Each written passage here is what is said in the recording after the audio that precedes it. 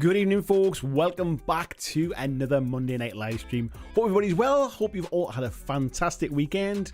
I hope your Monday is going well so far. And I hope everybody's got a good week ahead of them. How is everybody? What's your plans this evening? What are you up to? Who's doing a bit of painting in the background? Who's got their feet up for a bit of chit chat? Who's looking forward to seeing everybody's September painting challenge entries? We'll be going through those today. We'll be going through all of the September, the forgotten theme for this month, and we'll be announcing what the October challenge is as well. And we'll also be chatting, as I'm sure you saw from the thumbnail as well, about Games Workshop's apologised. Yes, hell hasn't frozen over. Games Workshop apologised, but why did they really apologise? We'll be talking about that tonight. Anyway, let's have a look in the chat, see which fine folks we have with us this evening. So Super Pumpkin Man in nice and early. I also think that, who was it? Somebody was in this afternoon and said they were first, but then the name drops off. So whoever you were, Warden. Name's gone from my head. Yes. Blair Smith, good evening to you. Blair, Colin Mack, hello to you as well. Blizzaz is in. Nice to see you, buddy. Coffee and Pistachios, good evening to you as well. VJ, good morning. Having some laptop problems there, I understand. We've also got Yogam, good evening to you, mate. Hope you're well. We've got Type 40 Taurus. We have, is it Sarah or Sarah Kiss? Says, hello, nice to be here again. Welcome back. Hello, Christian as well. How buddy, how you doing?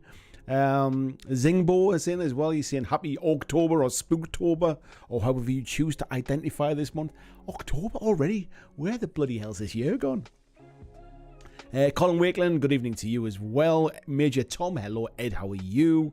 Type 40 Taurus is geeking out over the new Wakanda Forever trailer and painting more Armada. I did see the trailer was up, but I've not seen it yet. Luke Pryor, good evening to you as well, matey. How are you doing? Skullduggery, here to you. Mighty Dice, good evening. Luke said he's looking forward to, as always, to seeing everyone's entries this month. Yeah, we've got a few in this month again as well. Frantic, good evening as well. Luke's asking if anybody is off to Essen Spiel this week. He said he's flying out Wednesday. I am away this weekend, but I am not going to Essen. Tyrion says hello there from Nottingham as well. Hello, good evening to you, mate. Chris Warden, that's who it was. He said I was here 6 hours ago. Glad more showed up. Double Dip, good evening to you as well. Ed said he's finishing off the last of his Harlequins for his Kill Team roster. Ed, you might be interested to know that I've been looking online at Kill Team this weekend for more information, shall we say. I might have had my head turned a bit. Wayne Hayward, good evening to you. We got B Davies as well. Good evening. Chris is saying it was him. Yes, I was trying to think. I was thinking back. I did see it when I was setting up the stream this afternoon. Hello to Luke as well. Lazy Pirate Painting, good evening as well. We've got Steve says hello from Connecticut, and he's listening in while he's cleaning his porch. Well, I hope you're doing a smashing job of it, mate. Deep Red says, hail and well met, good evening. Skullduggery said he's finishing up his first crew for Space Station Zero and preparing for multiplayer by printing a second one. Very nice. Thundy CWP says, Games Workshop says, sorry, inconceivable. No one was as shocked as I was, mate, believe me. Warren Jones, good evening. Bobby Clark, hello as well. He's been magnetising Imperial Knights. Jez Hunt, good evening to you as well, mate. Things are not too bad, thanks for asking.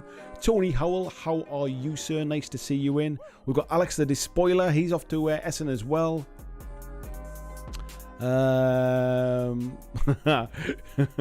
Just reading your comment there, VJ. Yes, that is a head and a half of hair, isn't it? And Ed says it'll get you in the end. Do you know what it is, mate? I've just kind of like, I'll be completely honest, I'm in a bit of a hobby slump at the minute, a bit of a gaming slump in general, I think, and I'm just looking around to see what's out there, to see what kind of takes my fancy. I'm feeling a bit flat with games at the moment, and it's something I might talk about in a future video, things about innovation in games and new things and that kind of stuff. I feel like at the minute there's a lot of just copy and paste when it comes to games. Like, there's so much out there that is essentially variations on the roll to hit, roll to wound. Like, nothing's changed in a hell of a long time. Like, the last time I think anything really like sort of innovative come out was probably Malifaux with cards. Like, there's not, everything else is generally some kind of variation on each other, and it's affecting my ability to make content, and it's affecting my kind of enjoyment of the hobby at the minute. So we'll get back to that later. I mean, obviously I'm still here, I'm still doing this stuff, I've still got loads to talk about, but I'm just wondering whether I kind of realign, shall we say, around some things. VJ said he's planning to get some hobby done, but now he's got to get anything done until his laptop's fixed. Yeah, that's one of those things, mate, isn't it? Luke said he's been in a big hobby and bit of a gaming slump as well. More of a time constraint than lack of desire, though. The challenge did a good job of getting me painting. And Tiberius, good evening, mate. He said he's ramping up for Middle Earth. It's my happy place. Have you been enjoying watching? Is it what's it called? The new Lord of the Rings thing that's on Amazon at the moment. I've not watched it yet, but I did last night start watching the Game of Thrones one. Is it House of Dragon? I watched the first 2 episodes of that, and yeah, I thought it was all right. I never got to the end of Game of Thrones. I think I've sort of ended up stopping about sort of season 4, but so I do need to go back and watch that at some point. But yeah, getting in this one and just kind of watching it when there's, when there's not like 10 seasons to put me off. I'm quite enjoying watching these few. VG says background music seems a bit loud today, mate. I've not changed anything, mate. It's probably more likely my microphone being a bit quiet, but I will turn it down, mate. It's the only thing I would say. I wonder, there's been a bit of an update, and I wonder whether it's changed some bits. Because normally when I speak, there should be like ducking on it, which basically cuts the audio down a bit, and it doesn't. Let me go silent for a second.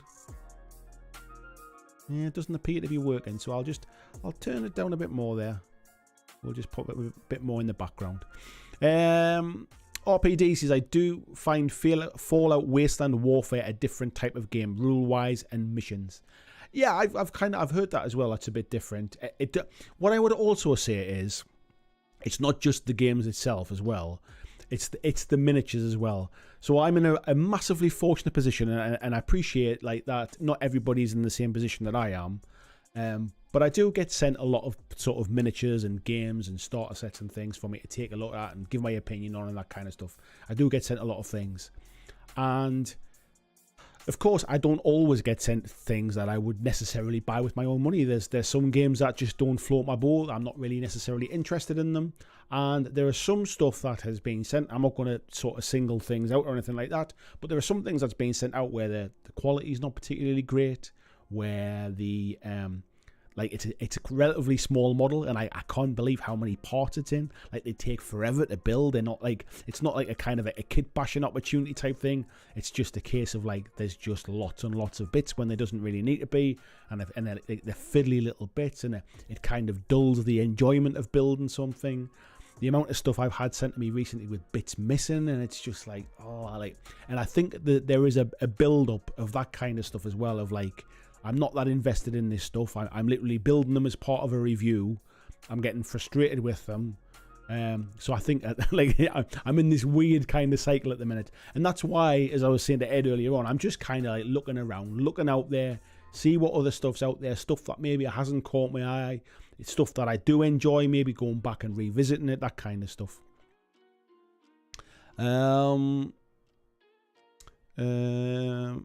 Mark Zielinski says, any thoughts on the Kings of War Big Red book being sold at Clash of Kings and the leaks we have seen? I'll be honest, mate, I was kind of surprised they started selling it early. I'm always a little bit, like, I always feel that's a bit weird. Like Mantic obviously know, like, they've got a whole full of people who play the game. Everybody will want to get their hands on it. Like, what better way to sell it at full price, sell it direct, straight to the horse's mouth kind of thing. I get that they did it. But the problem that you've got then is you are then selling it to a very, very small kind of limited audience of people. And I'd much rather they just kind of put it up for pre-order and let everybody kind of get access to it at the same time. I've not seen it. I've not been sent it or anything like that. I don't have any privileged information. But it does kind of... You always get those early days of like them and us, the people that have it and the people that are still waiting for it to get shipped out. That always happens, but generally it's not that wide a period of time. this just seems like I kind of wish that they hadn't sold it at Clash of Kings. What was it? Yeah, Colin saying really enjoying Rings of Power.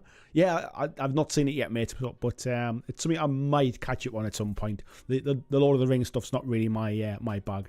VJ saying, yeah, Rings of Power, House of Dragon, She-Hulk, enjoying them all myself. To be honest, mate, I started enjoying She-Hulk, and the longer it's got on, the poorer it's become. This last episode that I watched is episode 7, it might be.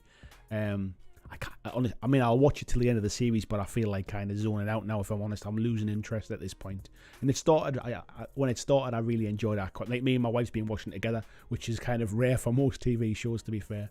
So yeah, I'm kind of disappointed how that's going, I'll be honest. Not for any kind of sort of particular reason, other than I just think it's a bit weak, really, compared to some other stuff. Spanky Taz, what we're talking about tonight, and has the strippers been on yet? You've missed the strippers, mate. I'm really sorry. We're chatting about a few things. We are going to be showing off some of the community painting stuff, and we're also chatting about GW apologising and why did they apologise? What's the real reason behind it? Because I'll be talking about that.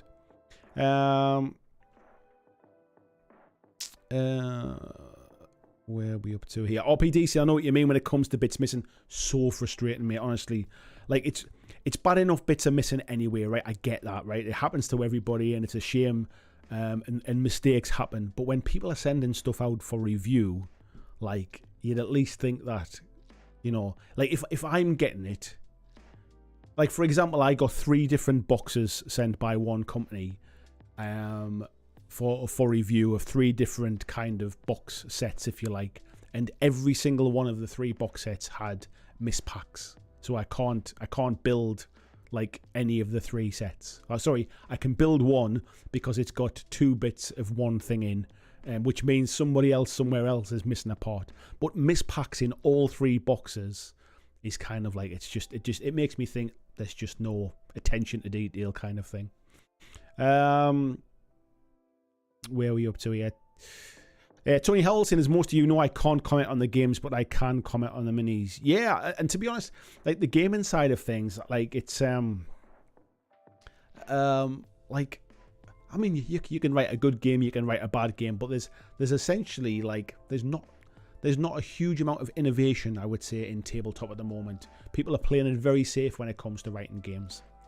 Ed saying, yeah, that's what made me take a look at Conquest. Now I'm trying to avoid dropping a couple of tons. I must admit, I'm not a massive fan of the miniatures in that, if I'm honest. But I appreciate it. We all love different things, but yeah, they're not really my bag. Coffee saying, I feel like the cards for Warcry were quite innovative. The terrain cards. We've seen that before, but under different circumstances. So, for example, you have things like Malifaux, for example, gets you to like roll for sort of layout and stuff, and it gets you to roll for different what your strategies and schemes are, like the scenario that you're playing. So it's been done in different ways. I mean, Warcry for me was a big kind of sort of was a huge development for me in terms of it was the first time I think GW would really sort of toned down the level of complexity and just concentrated on having a fun game, and that to me was good. But I wouldn't say it was innovative to just like to not overcomplicate the rules. It seems like an obvious thing. RPD saying, I don't understand the hate of She-Hulk. I like She-Hulk. There's a lot of hate online for lots of different reasons. None of them reasons are my reasons. Mine is just basically, I don't hate it. Like, I'm still watching it. It's just, it's not, it started off pretty good and it's gradually got worse. For me, it's just not a very good story, really. But yeah, I don't think I actively hate anything, really. I can't say I'm that passionate about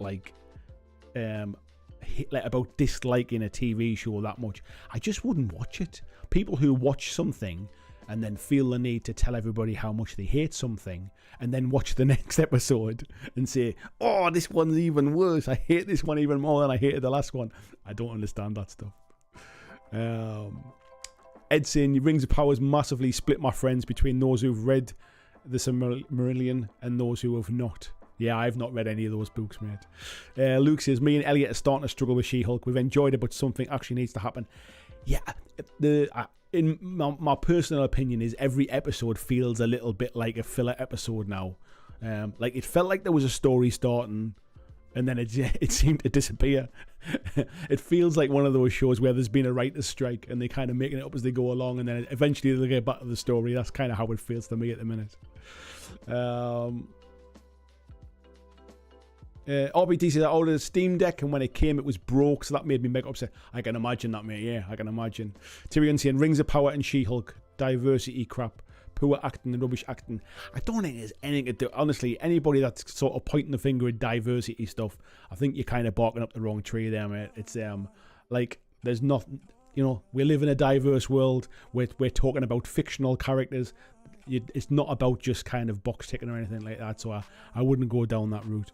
And VJ says, yeah, She-Hulk's weakened over the run of the show, but I'm hoping it finishes strong. The only problem I would say, mate, at the minute is that it's got a lot of catching up to do to finish strong. Like we all know, Daredevil's going to appear in it. You know, we've already kind of seen these kind of helmets being shown. We've seen like sort of photographs online with having Daredevil in it. It's not like a big secret. It's kind of like it's an open secret that's where he kind of enters back into the Marvel universe. And it feels like everything is hanging on that being the last episode to kind of rescue it a little bit. Christian saying She-Hulk has too many pulls from other characters. It's like Disney don't have faith in the character to stand alone. I enjoyed the first 3 episodes. I think I'm with you, mate, as well. It's like that first kind of origin one I thought was a really strong episode.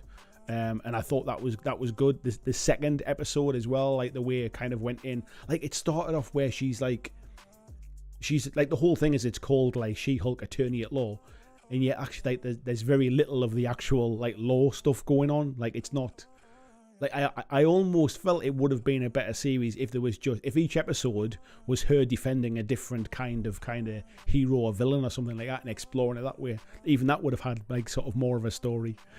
Spy Lord, hello mate. He says, I'm gutted I utterly ruined by the lurgy before I could finish my patent entry. I'll post some pics up in the group when I recover. Please do, mate. And yeah, swift recovery. Mark Watson says, I like Moonstone's card games. Not sure they'd work for something larger though. They do kind of break you out of the game.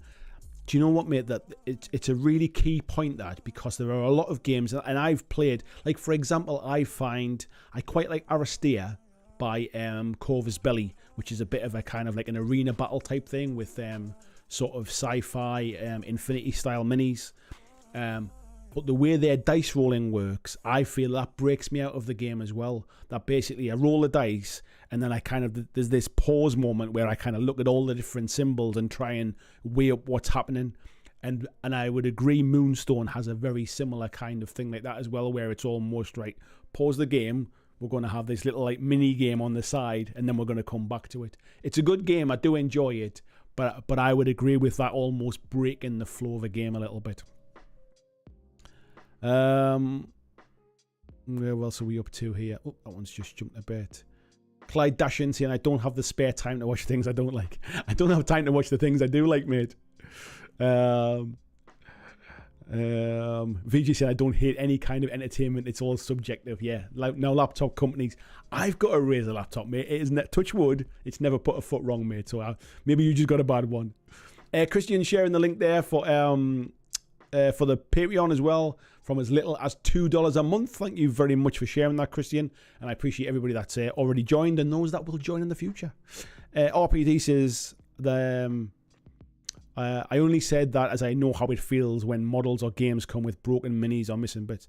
Yeah, I think the problem is there are some companies who seem to make a bit of a habit of mispacks, shall we say, and it's hugely frustrating.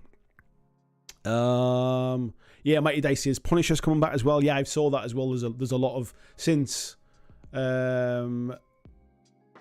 obviously since Disney has Marvel, there's some of the stuff that weren't signed as part of those contracts that Marvel had already kind of farmed them out. They're bringing them all back in house again now, and yeah, Punisher is one of those as well. And obviously they're keeping forget what his name is now as well.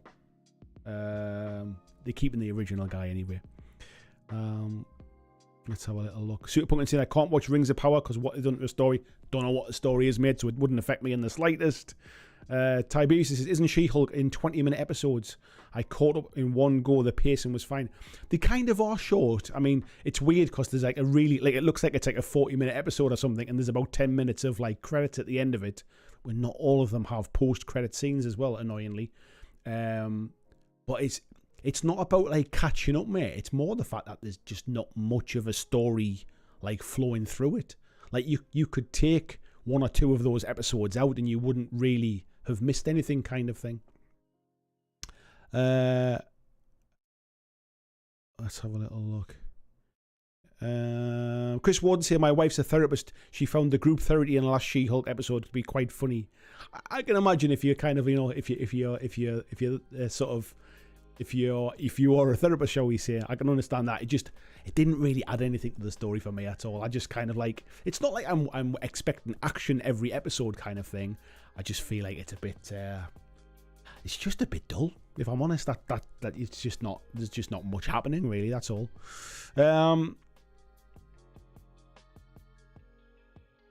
Let's skip down a little bit. Yeah, Tissy Brain Drain saying, yeah, I don't have the time to watch what I like either. Yeah, exactly, mate. Mighty Dice says, John Benethal, that's the guy. I couldn't remember his name, mate. That is him, yeah.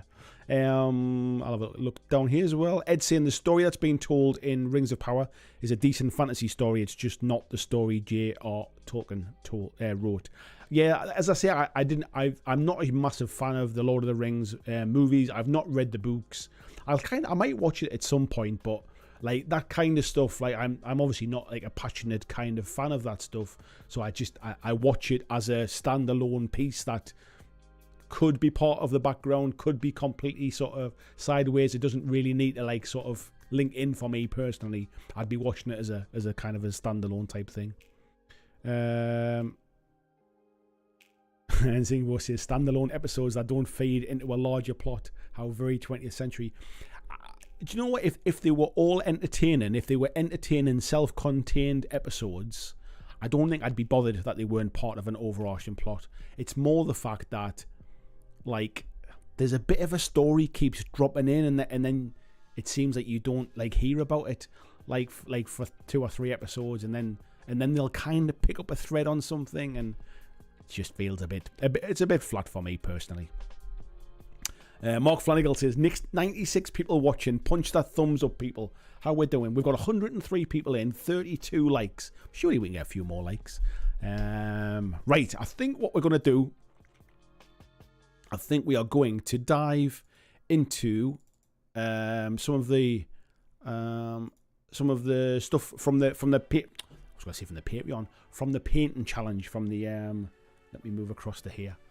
So we'll do the first batch, and we're going to start with Adam Woznitcha, and let me get my emails open here, because I'll obviously have everybody's obviously wrote me kind of like an email as well with all of the let me find it, with all of the information about the different stuff that they've done. So let me find Adam's. Through here, there we go.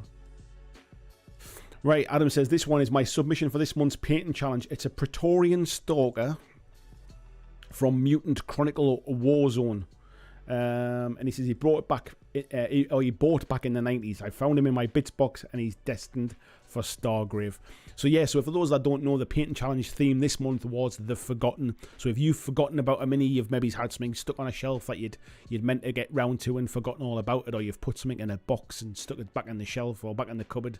Those are the minis we're talking about this month. So yeah, this is his Praetorian Stalker from Mutant Chronicle Warzone. Really nice colours. Love the green on that gun. Really nice sort of metallic looking as well on the armour, and the pink skin there as well. Nicely kind of shaded. Let's flip back to there as well. Looking awesome, mate. Really nice job. Thank you very much for entering the challenge this month. Next up, we have Mr. Ben Mitchell. And Mr. Ben Mitchell has been painting this. And he said he recently started a new D&D campaign with his gaming group and decided to play an Orc Barbarian. I dug through the cupboard of shame and found this bad boy in a bunch of Warhammer Underworld stuff I bought a few years ago. I decided I didn't really like Underworlds as much as I was hoping, so this stuff's just been sitting there collecting dust. So he's removed the model from its 40mm base, put it on a 25mm base to better fit within his D&D games. Very nice. I love the blue skin, mate. Nicely with the highlights and the shades, the white teeth there and the red, like kind of pinky red tongue. Really do pick up that detail. Love the little tufts on the base as well. And the armor really does look suitably metallic and dirty looking. And I certainly wouldn't want that weapon wrapped around the back of my head either. Nice work, mate. And there's some nice colour choices there as well. Good stuff, Ben. Thanks very much, mate. Next up, we have a Mr. Chris Lupton. There he is with his emails. So this one is absolutely gorgeous. I was looking at this one today when I've been transferring all the files across. And he says, I chose to interpret this month's Forgotten Challenge as encouragement to finish off some of the started but incomplete models I've been littering my painting desk for weeks, months, or in some cases years. Exactly, mate. You've just basically, you've put it to one side and kind of forgotten about it. This resulted in me getting the following grab bag of models completed. A Dragonhold Troggoth, or Cave Troll in old money for Warcry. So that's this one, which looks absolutely beautiful. Love the skin tones. Love those kind of like almost barnacle type things all over the skin. No idea what they're meant to be, but like, yeah, with the bits of mushrooms and stuff growing, but it looks beautiful. Really nicely done. Love that model.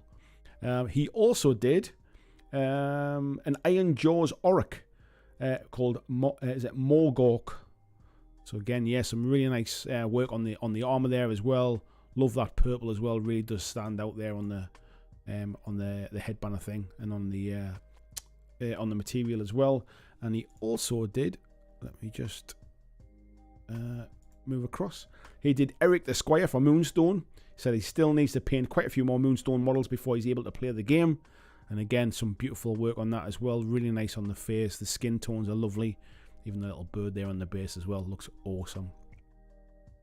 He then also did a Space Marine Primaris Lieutenant in the colours of the Hawks of the Imperial Retribution, a homebrew chapter that he last painted models for at some point in the mid-90s. Beautiful work again, mate. Really, really like those yellows as well. Lovely highlights on that eagle there, the chest wings, shading and stuff as well on those shoulder pads. And love the basing with the little road lines there as well. Really nice work. Looking awesome. Loving the little logo on there as well. A little sigil. And we've then got is it Amelin Shadow Guide from Blackstone Fortress. I ended up rushing this one a bit as they weren't particularly enjoyable to paint for some reason. And then he's also got a piece of 3D printed Tyranid terrain that a friend asked me to paint ages ago. So yeah, beautiful. I always love when people they go to town on these little gems and stuff like that. They look awesome. Beautiful colour choices. Love the base. Really nice on the white here as well, across the chest and across the stomach. Brilliant work, mate, as always. Said a bit of a mixed bag, but feels good to have them finally finished. Zingbo, well done, mate. Absolutely love those, buddy. Well done. Mr. Daniel Kennedy is our next victim this evening.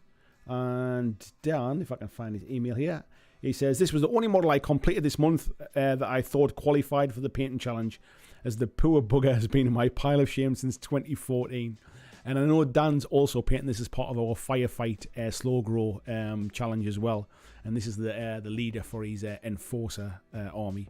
Beautiful work, mate. Love that kind of, this kind of even lime green, I would say. I love the green colour there. Really does stand out. Nice work. Really kind of fits in with the silver as well. Beautiful work, mate. As always, love your painting. Really nice. Thanks again for entering the challenge. And we've now got Ed. Let me find Ed, because Ed has been working overtime. He's got a few entries in here, I think. So this is the third one that he entered. We'll start with the third one that he entered. He says, Gandalf from 1984, the Hobbit character collection from Citadel. Bought it at the time and horrifically badly partially painted it in Humbrol enamel. We've all been there, mate. I'm rather pleased to have finally finished them. I tell you, there is a lot of character in this, and you can definitely tell it's one of the older style ones, can't you, mate? It looks awesome, though. Really, really nice. Yeah, so. Is there another one there? That's it. There you go. You got him there from another angle as well. Awesome work, mate. Really like that. Next up, we have the second one. And this one is Carl Franz. He says, so is it Carl Franz? It depends. If you're doing battles early in the reign, then yes. If we're talking the period of potentially after the events of the Enemy Within campaign, then no. Who cares? He said, I've had this since 1993, I think, and 20-year-old me would have loved to put the paint job on the table. Was a lot of fun to paint. Oh, it wasn't a lot of fun to paint, but it's very satisfying to have it painted, and that wouldn't have happened without your challenge help. Thank you very much, mate. Awesome to see it all done. But yeah, beautiful work, mate. Love these the old style stuff. Yeah, I was never really into Warhammer around when these were kind of the in thing. So yeah, it's nice to actually see them. And for a model that you didn't enjoy painting, mate, you've done an awesome job on it. Love the eyes here. Love the feathering here as well. The kind of the tiger legs there. The work on the beak. Beautiful plumages there as well. Really, really nice work, buddy. Awesome stuff. And then Ed also submitted this one as well. And he said he's making a habit of getting the challenges done quickly. This is a 1987 Eldar Corsair from the original Rogue Trader range. He's armed with a power glove, a hand flame, a shuriken pistol, which didn't have rules at the time, and a power blade. Never finished it because I bought the blister pack. It came in to get one of the other minis. So it's been kicking around his collection ever since then. I love this, mate. It really does kind of bring back memories of seeing them. Like, I've got the old, like, sort of Citadel how to paint books where they're very much going to that kind of black lining and stuff. And I've always got a bit of a soft spot for that kind of black lining of the minis. But yeah, the yellow looks beautiful on it, mate. Really nice. Even the base feels kind of suitably old school as well. And yeah, it's just really, really nicely done. Fills me with sort of nostalgia from the old days, and remember seeing some of these like in White Dwarf and that kind of stuff. So yeah, awesome work, mate. Thank you very much for the entries this month. Next up, we have a certain Mr. Jez Hunt. If I can find his email with his details on. There he is. And Jez has entered a few things this month as well, and very kindly has also put in what they are. So this is a roundhouse by Sarissa from the Slain starter set, and he's added beams from sprues and scouring pad thatching. Really nice, that, mate, with the scouring pads. They've done a cracking job on them, mate, as well. And the fences there by Renedra. Very nice, mate. Next up, we've got megaliths made from foam bases and resin skulls and some stones. Lovely bits of scatter terrain, that, mate. Really looks good as well. Nice bit of work there, buddy. He's then, yeah, another shot there as well with the little skulls there hidden underneath the stones. Very nice. Next up, he's got Lord Weird Slough Feg from the Slain game. Some beautiful work, mate, on the muscles and the skin tones there as well with the reds. And yeah, suitably creepy looking face there as well.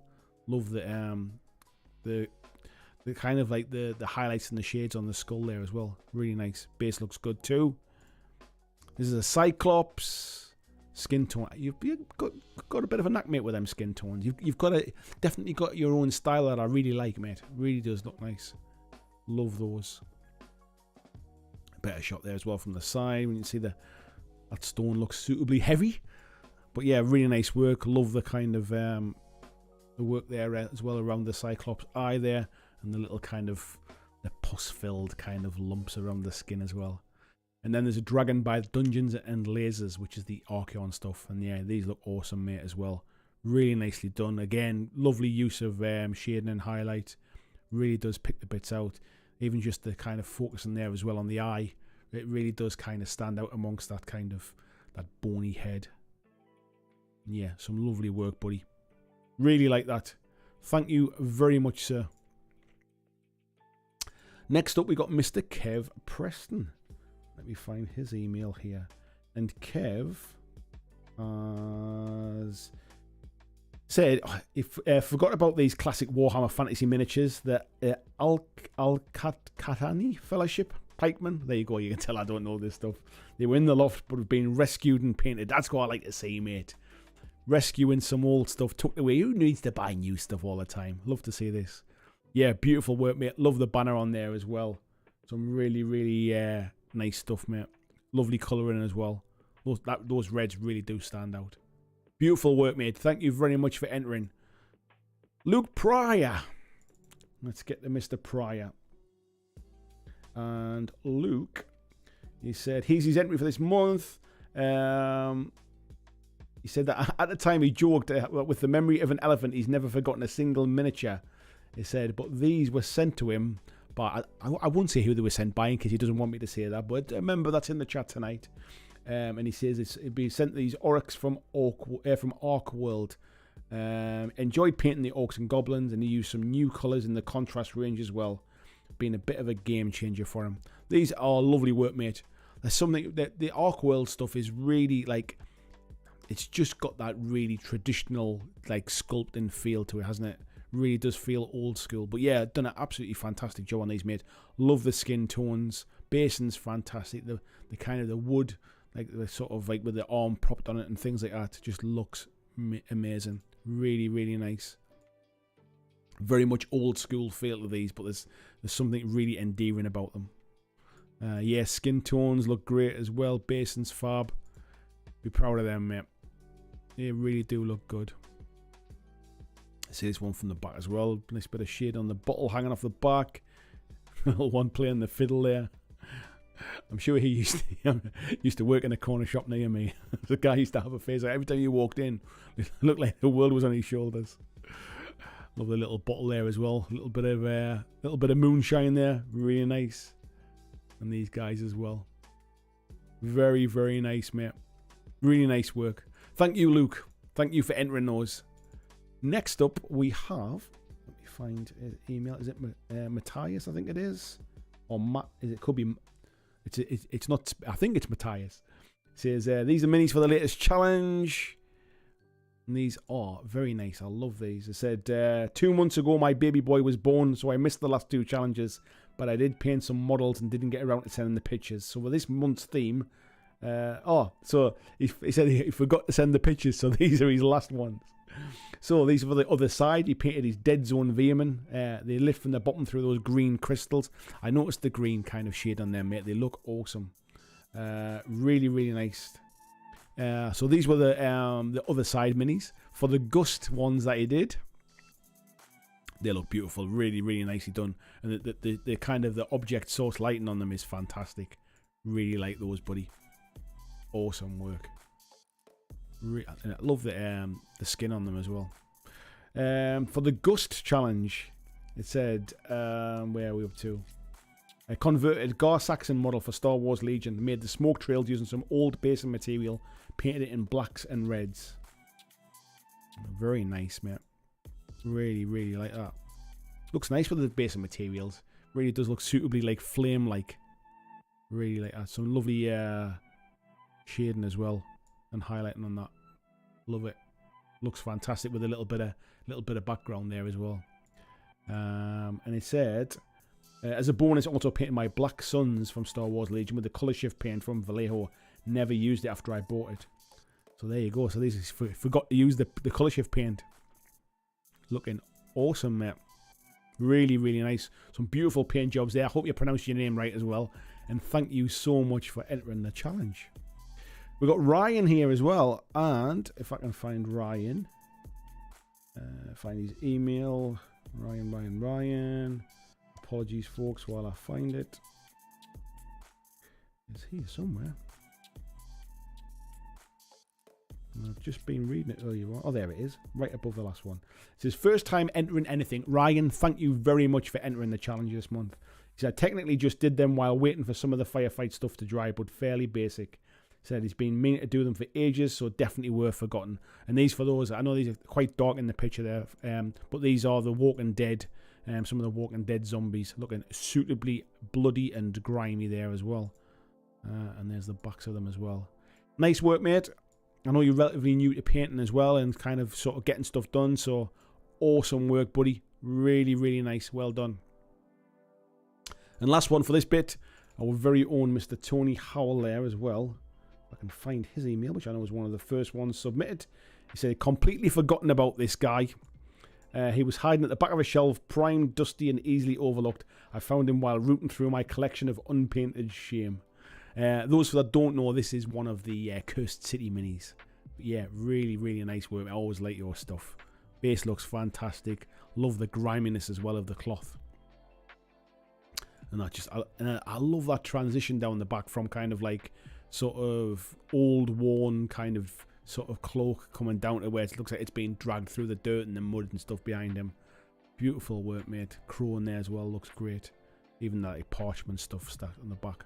But yeah, fantastic work, mate. Love that stuff. Thank you very much. So yeah, that's the first batch. So we'll go back and we'll there's a second batch of like another like 11 folks entries as well. We'll go back and check on those in a bit, but we'll have a look in the chat and see what everyone's saying. But yeah, everybody's having a little bit of chat there, going backwards and forwards, talking about yeah, scouring pads, never seen them used for crafting. Can't beat the retro GW stuff, people are saying as well. Clyde Dashin says the Arc World stuff is always nice. These pop. Yeah, it is nice, mate. Yeah, and hello, Clyde, as well, by the way.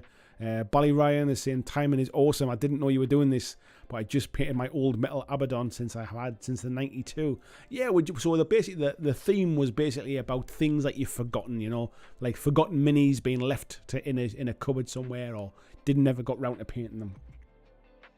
Adam Dodge, nice to see you, mate. And he's saying the Warp Lock minis are great. Coffee saying awesome job on the eyes. I forget which mini it was now. Luke saying, yeah, they were fun to paint. Mighty Dicey, and I thought Andy was going to say he missed the berth for the painting challenge. That would be commitment to the cause now, wouldn't it? Yeah. Ed saying, loving that Gar Saxton. Yeah, it was a beautiful model, wasn't it, mate? Mighty Dice saying, yeah, love the dirt on the cloak. Nice one, Tony. Absolutely. Lee Russ, good evening, mate. How you doing? How's things? Bad Squiddo Games, hello there. How you doing, Annie? Nice to see you. Speed Demon Painting saying lovely models on display. Yeah, it's always nice to see the mix of stuff. One thing we always get when we do these monthly challenges is we always get a real mix of different miniature lines, different paint styles. Some people painting up like individual minis. Some people painting up big monsters. Some people painting vehicles. Some painting squads. It's always nice to see lots of different things. And yeah, Super Pumpkin Man saying, I'm glad I did not forget to send my photo in late last night. Yeah, I was still getting some 5 minutes before the stream started, mate, so don't you worry about that. If I get them before the stream starts, like within half an hour of the stream starting, I generally still include them, so yeah, you were okay. Speed Demon Painting says, where do you send those in? So I'll be giving you the details for the October Painting Challenge, which starts today. I'll be giving those a little bit later on, but you always just send send your photographs of your finished miniatures to me at blackjacklegacy@gmail.com. I'll always put a post up. I'll put all of the information and tell you where you can find it. It tells you the dates, like when the start point is, when the cut-off point is, when I'll be showing them off on the stream and stuff as well. What I will say is we will be showing next month's, the October challenge, we'll be showing them off on the Halloween stream on October the 31st. So yes. Ryan saying there, I think I need to work on photography as well as painting, but it was good to get something finished and submitted. Never apologise about that kind of stuff, mate. This is never about who takes the best pictures, who paints the best model. It's about motivating folks to get it done, do something a bit different, get the brushes out, get started. That's all it's ever been about, mate. And if you want to work on taking nicer pictures for next month, then there you go. Maybe we'll have a challenge later on in the year. Although the year's getting away from us now, maybe we'll have a photograph challenge instead of worrying about the painting. Just take a picture of your nicest one, the one you're most proud of. Lee Ross, mate, he said, all good, thanks. Been a while. Had the joy of moving house to contend with. Yeah, that'll swallow your time up, mate. He said he's all settled in now with a nice new painting desk. Can't beat a new painting desk, mate, can you? Scotty Longworth, how the devil are you, my friend? He says, oh, sorry not being around for a while. How are we all? I'm very nice, mate. I hope you are too. He said some lovely looking old school minis there. There definitely is, mate. Definitely. Skullduggery says, didn't realise Halloween was a Monday this year. Now I'm hyped for the stream and the painting challenge. Yeah, we might even decorate the set a little bit. I tend not to kind of get carried away with the different seasonal holiday type things, but we might do for Halloween, bearing in mind it's actually on Halloween as well. So yes, we might do that.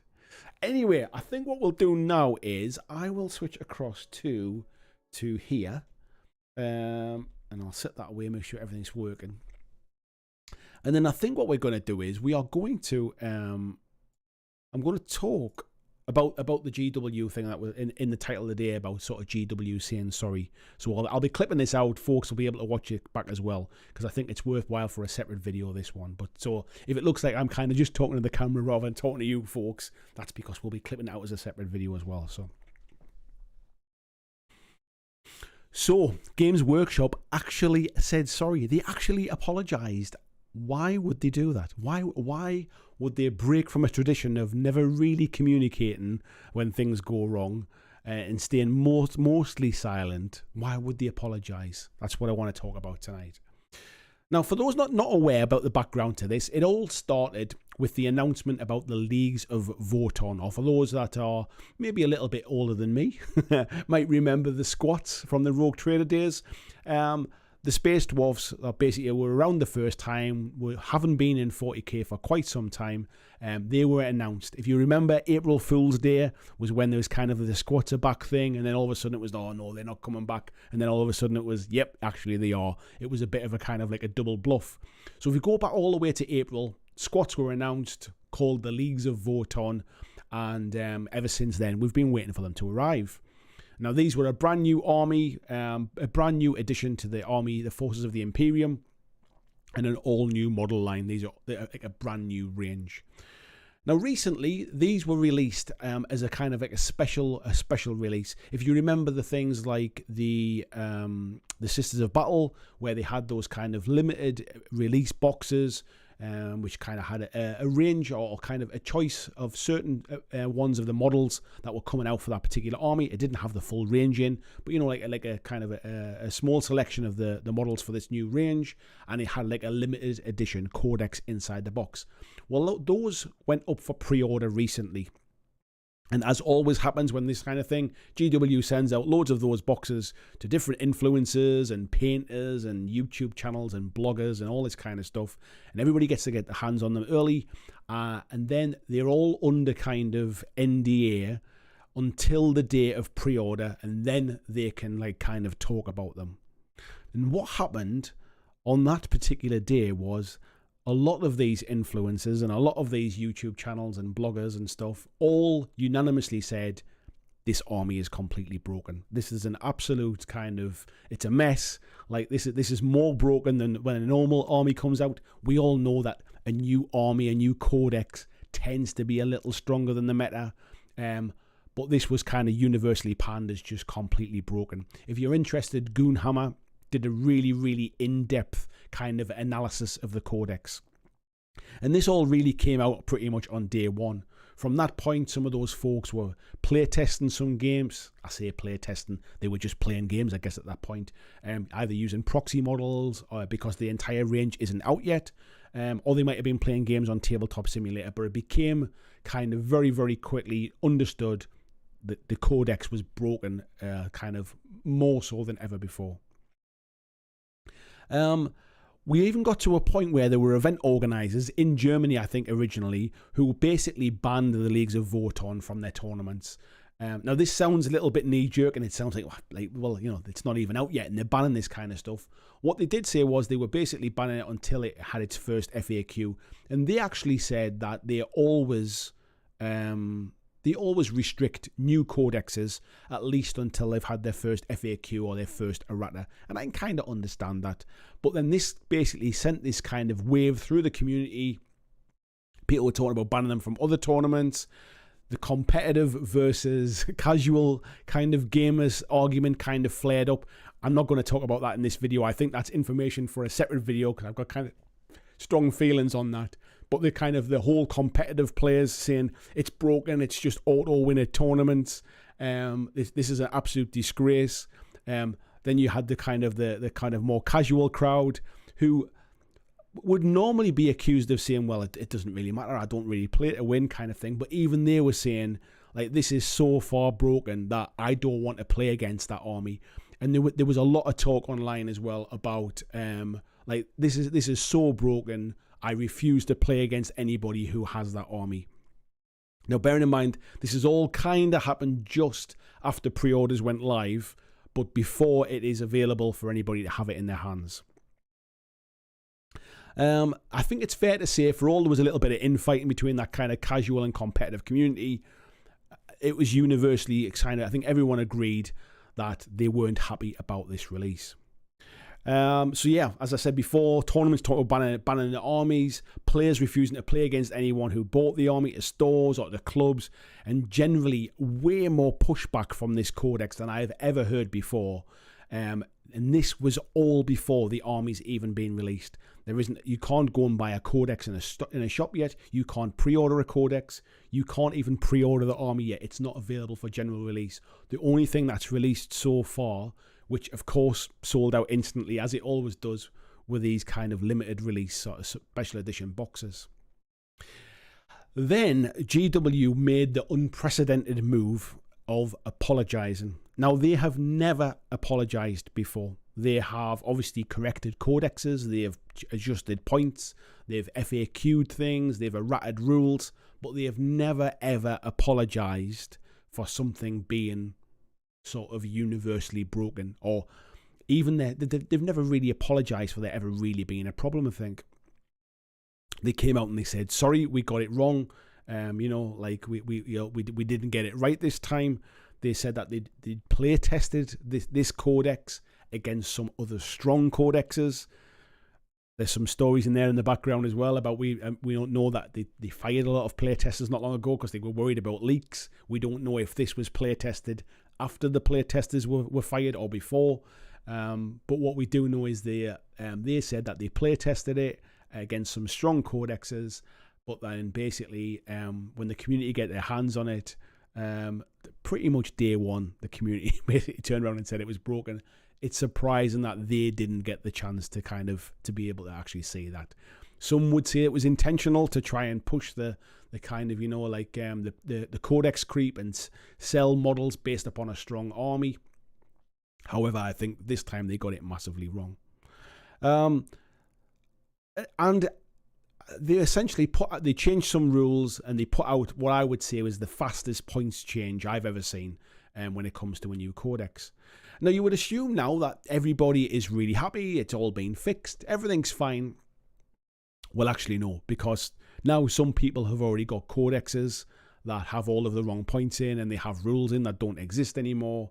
I would assume because the codexes are printed so far in advance that the new ones that are going to come out will all be wrong as well, and will have the wrong rules in, and will have the wrong points cost in.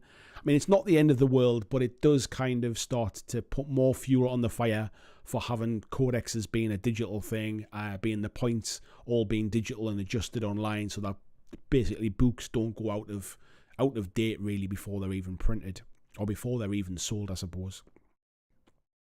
I mean, yeah, that said, at least they fixed the problem. That's kind of one of the takeouts from this. At least they acknowledged there was an issue and they fixed the problem.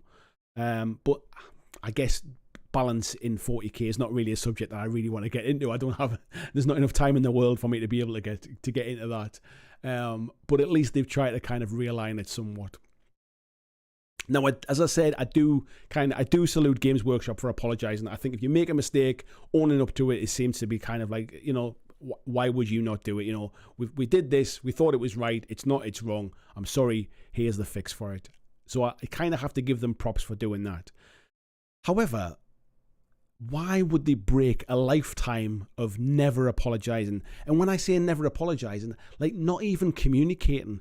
We only have to think back to the recent Cursed City fiasco of this is going to sell, but this is going to sell forever, it's going to be a stock item, we're going to have expansions, we're going to have this, we're going to have that, and then all of a sudden it basically disappears overnight, never to be spoken of again.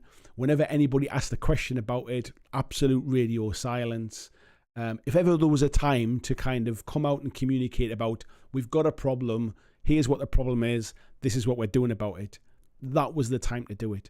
They have released codexes that have been overpowered in the past and have very quickly come out and had points changes or have changed rules and stuff, but then basically been radio silence about it. They've never really mentioned about, we got this wrong or anything like that. They've never done that before. So why now, and why this one? Well, folks, the reason that they've done this is a small thing called sales. They are worried about losing sales from this Votann release. And you might say, GW stuff sells out. Yes, I know it sells out. All of the pre-release stuff sold out, but the pre-release stuff sold out prior to this all kicking off. The new stuff hasn't even entered the market yet. And what's different about this is a brand new army with brand new models. This is not a case of you having a small Imperial Guard army that you've been painting for years, and then there's some new stuff coming out and you've been looking forward to like sort of growing your army. So that it's not a case of like you're already playing this and you're just waiting for the new codex and some new bits and pieces. This is brand new. Nobody has this yet. So basically, it has to hit the ground running.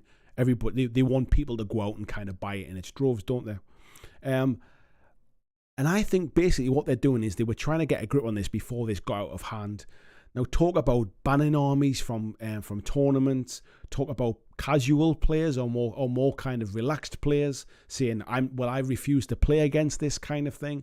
Like, let's not forget the vast majority of people who buy GW models and buy GW armies are very much casual hobbyists, maybe play the game now and again kind of thing, are generally quite relaxed and probably not that invested massively into the balance of the game or even the game itself to some extent.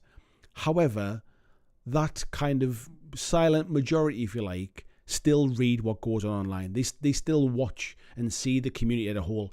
And basically, the negativity around the leagues of Votann at this point had reached almost fever pitch to the point where I think people were actually genuinely feeling a little bit like, well, I'm not going to buy it. Like, I don't want to buy this only for people to say that I'm only sort of paying to win kind of thing, or I'm like refusing to play against me kind of thing. So I think what they were doing was they were basically getting on top of this as quickly as they could, nipping it in the bud, and basically saying, look, we messed up here. It's all under control now. Please go out and buy with confidence your army, knowing that we will fix this. And I think that's what this is about. I think it's a really good thing that they did it, but I would not expect to see them apologising on a frequent basis. I think this was a decision made to basically nip it in the bud and make sure that they still sell when they go up for pre-order in the future. So that's what I think, folks. I think that honestly, I think they were more worried about folks, because I know everyone says like, oh, the tournament side of things always kind of like leads the way, if you like, but it doesn't. It's such tournament players, competitive players, really, really competitive players are such a relatively small portion of the player base, but they are so vocal that if they kind of cast sort of doubts over something, that can really filter down to the casual gamer very, very quickly. Let's have a look here. See what folks are saying. Tony saying, Fighting Fantasy Halloween Monday. We might do, mate. I don't know if we got time to do that and do the showcase, but we'll see what we can do. Let's have a little look down here. Hiya, Annie there saying thanks to Jazz. Speed Demon saying the squats rule debacle just highlighted how bad the power creep in GW games is. They got play tested against armies that needed massive nerf afterwards. Yeah, and I think from my understanding is like these are almost sent to the printers about a year in advance. And the way, for those that don't know, the way GW does play testing is they don't play test them against all the different armies in the game. So they don't play. Like they don't take the new kind of the squats, if you like, and test them against Space Marines, and then test them against Tyranids, and test them against test them against Imperial Guard, for example. They basically test them in small pods. So they tested, and I forget which ones it was. I think it was Eldari and something else. They tested them against two other armies, and the two armies they tested them against were both kind of, when they released, were overpowered as well. And those numbers that they'll have been testing against were the pre-nerf numbers as well. So the power creep is almost getting out of hand when you're only testing against the last army that released, the more powerful ones. Of course, power creep's constantly going to keep getting further and further ahead. So yeah, interestingly, when they play test, they don't play test against everything. I mean, you would think play testing against something like Space Marines, the most popular army out there, would seem like a bit of a no-brainer. But yeah, this one seems to have maybe they had the the work experience kit on this one. Who knows?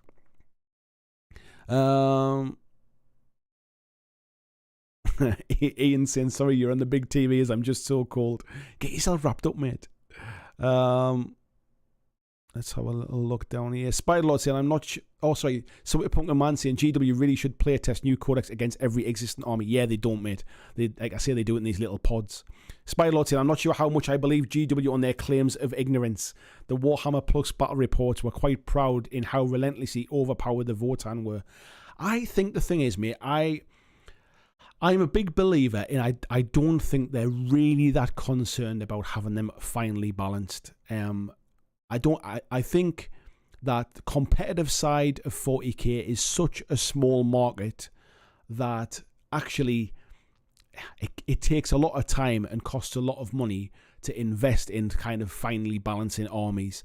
And the game is never really designed to be a hugely competitive thing. It's always kind of, let me just flick back to here. It's always more about it being fun to kind of just play against your friends and collect and paint and stuff like that. I mean, that's not to say that we can't have competitive 40k, but I honestly don't really think that's where GW's focus is. And I think if the rumours are true, we start to see 10th edition coming next year. I think we might see them stepping back from competitive stuff. They tried to embrace it a little bit more in 9th edition, and I think they've maybe had their fingers burned a little bit more on it as well. Yeah, Spider-Lord saying releasing massively overpowered armies is part of GW's modern sales strategy. I think they underestimated the backlash, and when the TOs get involved, well, competitive is a big source of revenue. I don't think it is a big source of revenue, mate. I think it's tiny in the grand scheme of things. I think people think it's a big source of revenue, but really it isn't. I think what happens is the competitive chat, I think, can filter down into the kind of more casual market, and people will buy things that they hear are good and stuff like that. But I think the amount of people actually playing competitive 40k at events and tournaments is tiny in the grand scheme of things. We get some big events like the London GT this weekend. I think was somebody, did I read there was about 700 people there. You do get the odd big event, but like 700 people out of like everyone that plays, I think it's a tiny amount. Everybody that buys stuff, I should say, it's a tiny amount. Ed saying competitive player really doesn't make GW much money. Yeah, exactly, mate. It's a ton of free publicity though. Yeah, you're right, mate. I think what it does is it puts the gaming in front of people that maybe wouldn't necessarily see it at events and hotels and all that kind of stuff. But what it also does is it generates a lot of chat online. There's so many YouTube channels and podcasts and stuff who like to talk, like, you know, that's what they do. They talk about 40k, and they use basically competitive 40k to basically fund. And when I say fund, I mean by way of paying it with information to fund what they're actually talking about. They use a lot of competitive play to say like this is good against that, or to have something to talk about. Or when the book comes out, they don't really interrogate like the amazing stories. They talk about the points cost, and they talk about the rules, and they talk about the weapons, and or like this is the overpowered model. They will spam this one kind of thing. So I don't think it's a massive part of the audience or the player base or the customer base. I don't think it brings in much money from a physical kind of like sort of money in the coffers version, but I think the noise that it generates filters down into casual players who basically it might influence what models they buy just to kind of paint and thinking, oh well, if I buy that, I know it's pretty good, that'll be pretty cool kind of thing.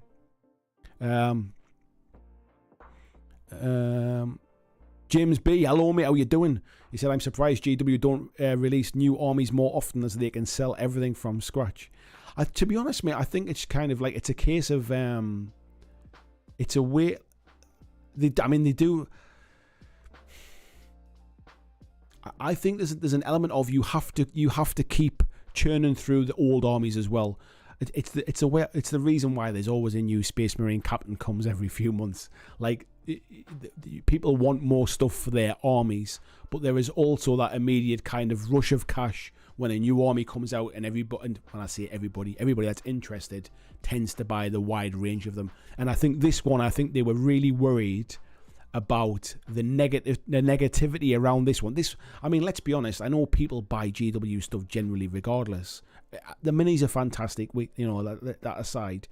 But I think there was so much negativity around this. I think they genuinely thought, we need to communicate something on this before this gets out of hand. We need to react to the issue that people are complaining about, and we need to nip in the bud the negativity around that I'm not going to play you if you buy this army kind of thing.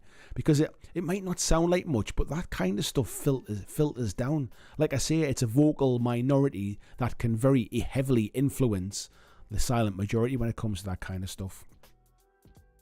Kevin Riddle, how you doing, mate? Nice to see you. Lee says, yeah, wholeheartedly agree. It's definitely to lessen the impact on sales a bit. I mean, I know that there will be people in the chat now, and there will be people who watch this back on the stream, on the clips video as well, and just go, oh well, the other boxes sold out, like they all sold out. That wasn't an issue, and people buy it regardless. I honestly think that in this instance there was just too much noise around it. If we go back to something like Curse City, they didn't have any more to sell. So they just followed the party line of staying silent and always doing what they always do. In this instance, the army isn't even out yet. They haven't sold the stuff.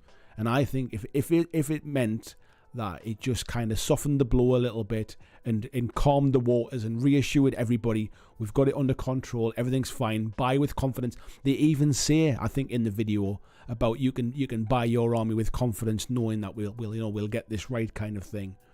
I think there's some really interesting language. The video itself that they released, whilst it was very humorous and kind of a little bit of tongue-in-cheek at times, the actual apology bit looked like two hostages being held at gunpoint, like saying, like, read from the card, tell everybody you're okay, tell them you're sorry, and we'll fix it kind of thing. It was a little bit uncomfortable in places, I'll be honest.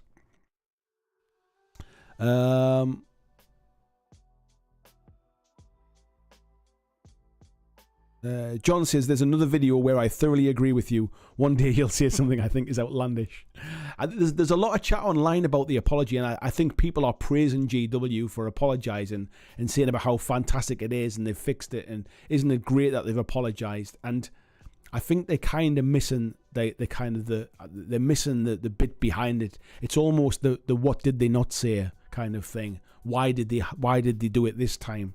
And I'm not saying it's some kind of evil corporation, but let's be honest, this is about damage limitation, and this is about trying to smooth the path to get that army out there. So when they go up for pre-order in a week or 2 weeks time, whenever they go up, people aren't saying, oh well, they're just broken, I'm not playing against them. People are saying, oh, they've all been fixed on GW, fantastic for sorting this out. That's the taste they want left in your mouth. Animus saying GW should go free using the AOS model. Core rules, data sheets, go play and have fun. Competitive players will never be pleased. I think I'm right in saying, Animus, though, is that the points costs, you still have to pay for the points costs. You still need like a codex type thing. Like that's where a lot of the army rules are inside the battle tomes, I believe. They certainly used to be. Spiderlord saying, I want 2 versions of the game. One for the win at all costs meta competitive crowd, and one for people who just want to roll and have dice. I disagree, mate. I think that you can have the same game. Like, everybody wants the same thing. Like, regardless of whether you're a really casual player, you're a narrative player, you're a competitive player, everybody wants the same thing. They just want... It doesn't even need to be finely balanced. It needs to be balanced enough that everyone feels like they have a chance. Nobody wants to win a tournament with an army that everybody's thinking, well, that's just, well, it was obvious they were going to win. They've got that Leagues of Votann army. Like, nobody wants the win, like the auto win, like the kind of, even in the video they made a tongue-in-cheek comment about why don't we cut out the middleman and just send everybody a first place trophy. Everybody who pre-orders the army, we'll just send them a first place trophy. Even they were kind of like sort of taking the mick a bit. But like a game is just a game at the end of the day, and balance is almost like everything when it comes to balance is a bell curve of stuff, and all you're trying to do is keep everything within that bell curve. There will always be one army that is better than the others. There will always be one army that's not as good as the rest. But as long as you can keep them close enough together, it's kind of irrelevant. And at that point, everybody's kind of happy. It doesn't matter whether you're a competitive player or whether you're a casual player. So I don't think there needs to be two different games. Like, I think everybody just plays it their way. The problems come in competitive versus casual when those two people play against each other. But like what happens in a mega competitive tournament does not affect me in my life and how I do my hobby and how I play my games in the same way as the games that I play don't affect like sort of compacts for tournaments or make them change the meta. If I got absolutely crushed in a game, it doesn't mean the army I've got is garbage. It means I'm not very good at the game, kind of thing. That's the thing. But it doesn't mean that we need kind of two different versions of it. Scott's saying bring back Epic 40k. Adam's saying competitive is where the whales live. Do you know what it is? I think people like to think that that's the case, but it really isn't. Like, if you go to events, you will find the odd person. I've played tournaments against people who basically turn up with a pretty much grey plastic army. It's just come out. It's the latest thing. It's a bit overpowered. It hasn't been nerfed yet. They want to try and win the tournament. I've played against those people, but like that's one person in thousands and thousands. Generally, most people who play competitive tend to have built up an army over a period of time. Like, they don't change their army every time a new army comes out. There are some people like that, but honestly, I don't see that. I think we want to believe that that's the case, but it really isn't. Because that, like, most tournaments I've been to have some painting requirement, and generally they are like people turn up with really nicely painted armies that they've spent time painting. It's very rare that you come across that win at all costs kind of player at competitive events. You do get them. I'm not saying they don't exist, but I think it's a bit of a fallacy to think that that those are the people that are spending the money. I tell you, the people that are spending the money, it's people like us who basically buy models because we like the look at them. We don't even build them. We don't paint them. We don't play with them. And then we see the next thing comes out and go, oh, that's really cool. I think I'll get that. It's people like us who maybe your models never see the tabletop. Maybe they never see a lick of paint. Those are the people spending money. The people that are going in and buying a full army and then basically deciding that it's not really for them. And, oh, I like this army better. I'm bored of this one before I've even got a chance to paint and play with it. It's not the people at the events that are kind of doing that. Pesla is saying, when I was watching the Warhammer Plus Battle Report, I could almost swear that there was a cut in the feed before they rolled some sixes. I'm wondering if they added those in just to show the power. I'm not sure, mate. I have not seen those things. Scott's been 3D printing some epic armies onto his 4th army. Nice one, mate. Klavak saying, even in big events, a lot of people aren't taking super competitive lists. Yeah, I agree, Klavak. I think we all like to think of competitive players as this like super evil, like win at all costs thing. But I think those people are like, they're 0.1% of the competitive community. Most people who go to events and go to tournaments are genuinely nice people who like to kind of pit their wits against people. But I think they're just generally people who enjoy playing the game more often than average. Like, I really don't think there are that many kind of like evil win at all cost players. Super Punkin Man saying that, like, as a long time tabletop and RPG player, I've found equal is not always fair, but balance is not always equal. Yeah, like I said before, mate, I think I've mentioned this in live streams before, is that balance is a bit of a fallacy, really. Like, the minute somebody activates a model and rolls a dice, the balance shifts. Like, it's a constantly shifting thing. Like, once I've moved my models closer to you, does that give you the advantage? Does it give me the advantage? If I roll a 6, have I got a more of an advantage now because I've just killed one of your models and you've got less models now, so I have an advantage? Like, the only way to have a perfectly balanced game would be everybody starts with the same models, with the same rules, and then even then, whoever gets to shoot first has a small advantage kind of thing. It's balance, or perfect balance does not exist. All we want is really to feel like you have a fair chance. That's really what we're looking for. James is saying competitive Warhammer is to Warhammer as esports or to video games. A loud minority that the engaged majority can watch from afar. I would kind of agree with that to a point, mate. And I also would say that it's that loud minority rather influencing what the very quiet minority end up repeating and regurgitating. Like, people talk about, oh, that army's really overpowered, and it's like, well, have you played them? Well, no. Have you played against them? Well, no, but I saw this guy online talking about it. And those are the chats that happen at games clubs and happen in game stores, and, oh, you should buy that model, it's really good. And it's like, well, what does it do? Oh, I don't know, I saw this thing on this stream where this guy said it was really good. That's what happens, and it's the exact same thing when it comes to that kind of esports and casual gamers as well. Let's have a little look on here as well. James L. Hello, mate. It's his first time caller, long time listener. GW make nice products, but there is so much value and lore in the alternatives. Yeah, I wouldn't. I tell you what, how can I put this? I'm starting to understand the attraction with GW stuff now. Now, this doesn't mean I'm suddenly a GW advocate and I'm going to suddenly go out and start buying all this stuff and forget everything else. But I've been giving it some like real deep, long, hard thinking, and I'm starting to understand why why other games don't succeed to the size of GW, and why GW succeeds even though the games are not particularly fantastic, in my opinion. And it's something I'll probably talk about in the future. But like, there are some great stuff out there. There are, but when it comes to the whole package, I'm not sure. I'm not sure that they have what it takes. And I think it is about the complete package. That's part of what I'm starting to realise.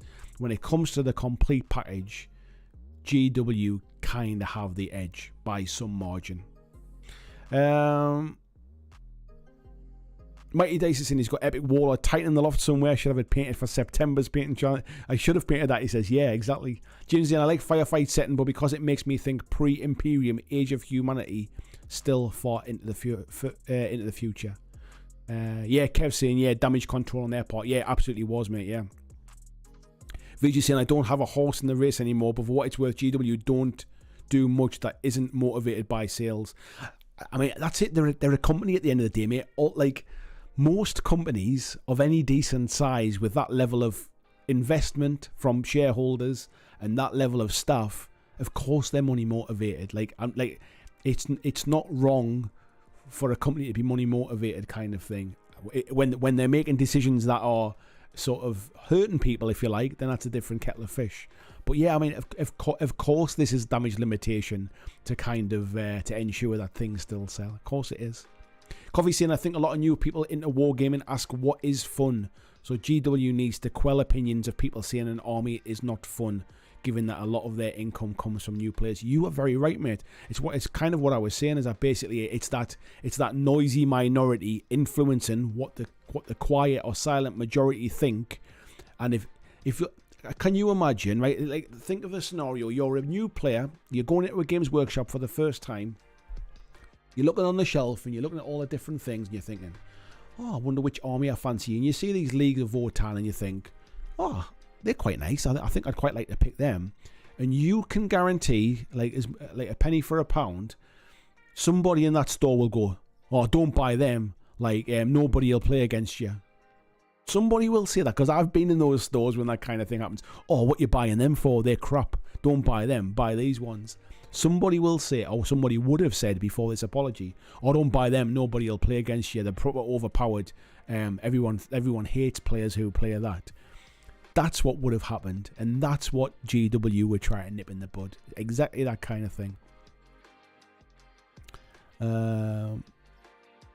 It's saying it is odd how much casual players sweat the competitive scene. We don't really care what casual players do, and also I really wish I was a whale. I think it's a weird thing. Like I think competitive players think that casual players don't care about balance, when I don't think that's true.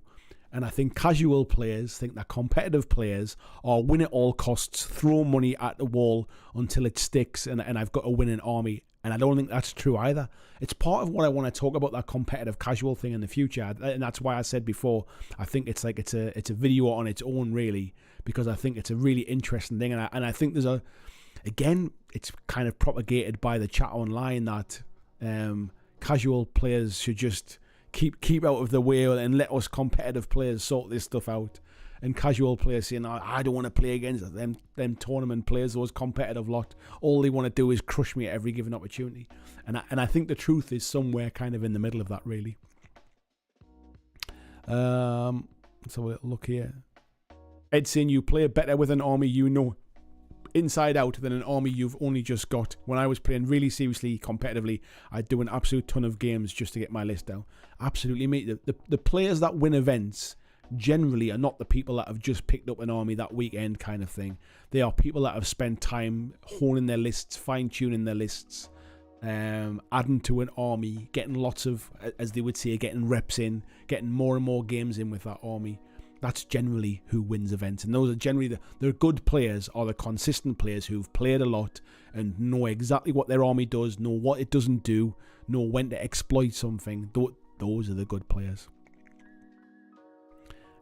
Clyde saying damage control makes the most logical sense.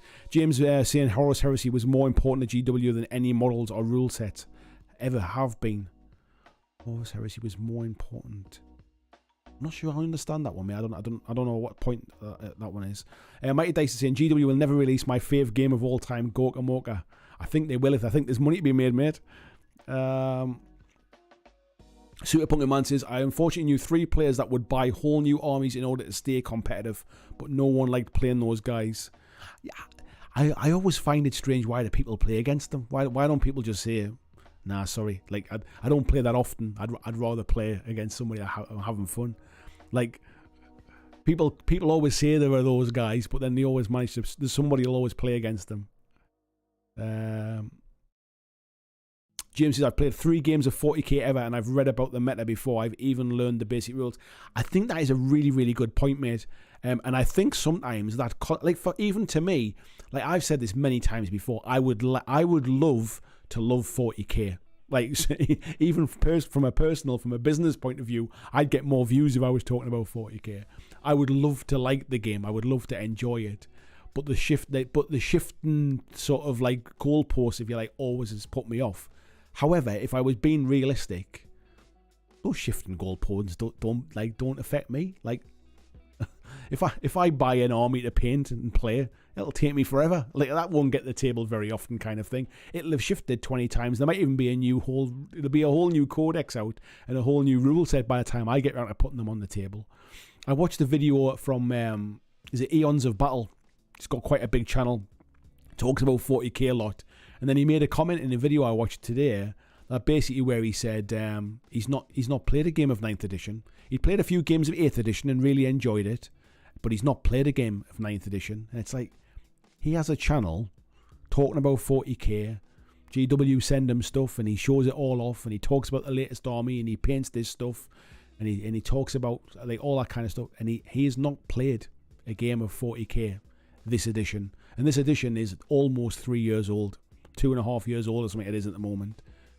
And that kind of like just that's what made me think that we think people are playing games. We think people are playing competitively and at the cutting edge of it. The vast majority of people are just enjoying the hobby side. The vast majority of people. There are people playing tournament games, and of that small percentage, a tiny, tiny percentage of them are arseholes who want to win at all cost. But they are not the majority. They are not even the minority. They're a minuscule amount of the hobby crowd. I'll skip ahead a little bit here because I think I'm dropping behind on the chat a little bit. But JVC Painting saying, I used to go to Tony's just to have beers and a smoke or two and try and win the best painted. Way more fun watching people freak out than freaking out yourself. Yeah, I love going to tournaments. I'm never going to win one. Like, I just like going because I like to meet people. I like to meet new people. I like to play games against new people. I like to get more games in. I don't play enough myself, and I love going to tournaments for that. Like, and I've been to a lot over the years. My experience has not been that every tournament has that win at all costs sort of player in it. Jim says, I mean the Horus Heresy books are so important to GW games feeling complete. Oh, sorry, I thought you meant the Horus Heresy game, mate. That's where I was getting mixed up. You mean the Horus Heresy books. Sorry, yeah. I've met people who've read a bunch of books but never touched the model. 100%, mate. And this is what I mean about the complete package. GW do stuff that other companies can only imitate, really. And no matter, like, some companies have fantastic miniatures, some companies have fantastic games rules, some companies have fantastic sort of organized communities and stuff, some companies do fantastic lore and background, some companies have amazing customer service. There are very few of them, if any, that have the complete package that can rival GW. And that I think is the crux of kind of where it all comes down. Coffee and pistachios, thank you very much for the super chat, mate. The little bacon emoji in there as well. I will treat myself to a bacon sandwich, thank you. I'm actually going away on Friday. I'm going away with a bunch of friends on Friday, so I might have a bacon sandwich while I'm waiting for my flight. I might do that. But yeah, anyway, let's. I'm enjoying the chat about the GW stuff. I must admit, I am enjoying that. But let's flip back and we'll go through a few more of those painting stuff. Otherwise, we'll not get them done tonight. And I still need to tell you about October as well. So let me get in here. Blair Smith is up first. Let me find Blair's email and. Let me find it here. I might as well bring up the first picture while I'm looking for it. There it goes. So Blair says, this is the start of my forgotten 3 flagellants that was started over 15 years ago. I'm loving the amount of stuff tonight. That is proper old school stuff. It's been lying around for ages and people are digging it out. Thank you, folks. You've really come to the challenge tonight. Got these 3 done for my human band for 1-page rules. There are 7. The other 7 are having a Dettol bath. Awesome, mate. Love these. There is so much character in these older minis. I'm absolutely loving seeing folks doing the older stuff. Lovely colour choices, mate, as well. Oops, that just went across. And then the shot from the back there as well. Looking cool, mate. Love that. Really, really nice, mate. Well done. Thank you for getting the email into me as well. Because I did have to tell Blair at the start of the stream today, your email didn't have any pictures attached to it. So yeah, thanks, mate. Blizzards is our next victim. Let's find Blizzards here. And he said, for the September challenge, I'm cheating a little in that it's also going to count towards the Firefight challenge. So back before Dead Zone 3rd edition came out, I bought several starter sets for different factions. Marauders were one of them. They all ended up in a drawer and I only recently found them again. So I painted up the boss, the general, for this month's challenge, as well as to lead my Marauders in Firefight. He's got nearly everything from the 2-player starter set built, as well as a Hornet and a Mule as well. Flying through them, mate. Well done. Love the colour choice on this, mate. Very much a Vikings, Vikings fan there. Looks awesome, mate. Really love the purple and yellow. Works well together. Green skin tone looks good too. Loving the red cape as well for a bit of contrast. Really does stand out, mate. Love that. Got a bit of character, this model as well. It feels like an old GW model, this one from Mantic, I must admit. Nice, mate. Thank you very much. Next up, we have a certain Mr. Colin Beale. And Colin, if I can find his email as well. Let's flick through these. Because, of course, they're not in the same order. He said he's done 6 bits and pieces this month. Hasn't really forgotten any minis, so he's had to be inventive. He's mostly painted scenery from Alter Quest, as is all the things that will be forgotten in the depths of the dungeon. I like it, mate. And he's also painted D'Artagnan, is it, as a housewarming present for a friend, as it's been sat around a while and not painted. And special thanks to Tony for his encouragement in trying out blending, which I think worked really well on the garbage pile and the burning altar. Nice, mate. Love these. Really nice, mate. Nice clean job on them. Love the bits of weathering around the box and stuff as well. Really do like that. Next up, we've got the mirror there as well. Looking cool.